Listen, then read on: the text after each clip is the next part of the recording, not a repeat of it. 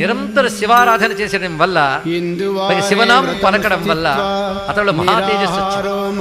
అందుకే గ్రహదోషంబులు దుర్నిమిత్తములు నీ కళ్యాణ నామంబు ప్రత్యహమున్ పేర్కొను ఉత్తమోత్తముల బాధింపగా నోపునే దహనున్ కప్పగజాలునే సలభ సంతానము నీ సేవ చేసి హతక్లేశులు కారుగాక జనములు శ్రీకాళహస్తీశ్వర అంటారు దుర్జటి మహాకవి. దీని అర్థం ఏంటంటే గ్రహదోషాలు అలాగే ఏవో దౌర్భాగ్యాలు అని ఏడవడం కాదయ్యా. నిత్యం ఎవడి శివారాధన చేస్తాడో వాడి గ్రహదోషాలు ఏమీ చెయ్యలేవు, దుర్నిమిత్తాలు ఏమీ చెయ్యలేవు.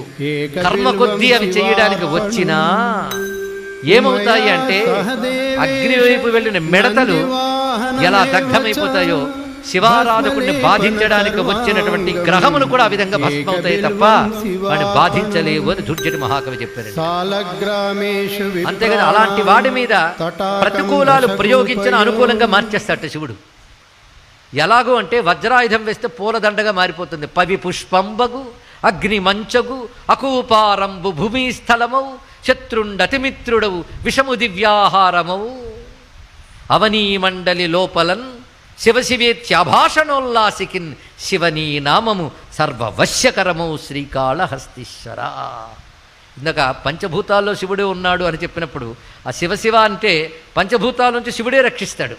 ప్రతికూలతలన్నీ అనుకూలతలైపోతాయి. ఇది అనుకూలమైన ప్రతికూలమైన ప్రకృతిలోంచి వస్తుంది కదా.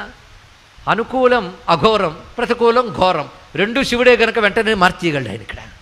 అందుకే వజ్రాయుధాన్ని కూడా పూలదండ చేయగలడు, అగ్నిలో పడిస్తే మంచుగా మార్చగలడు, సముద్రాన్ని భూమిగా మార్చగలడు, విషాన్ని ఇస్తే అమృతంగా మార్చగలడు. విషము దివ్యాహారము ఎన్నగా అవనీ మండలి లోపలన్. అది శివనామానికి శివారాధనకున్న మహిమండి.